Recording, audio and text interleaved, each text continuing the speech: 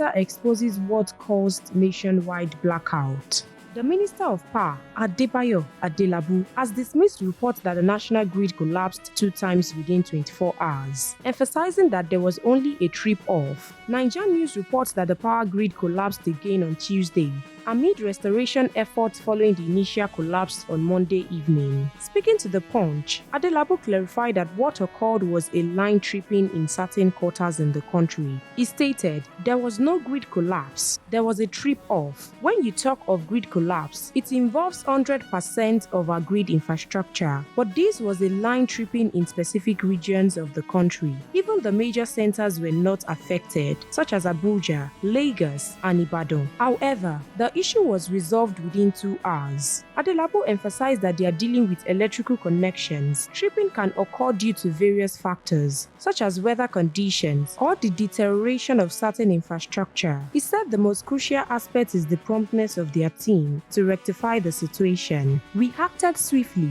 and within 2 hours, the power supply was restored and functioning normally. Therefore, it was not a significant issue." Meanwhile, the Transmission Company of Nigeria, TCN, announced that it will conduct an investigation into the root cause of the successful power grid collapse that occurred on Monday and Tuesday. Stay tuned to NaijaNews TV for more news updates.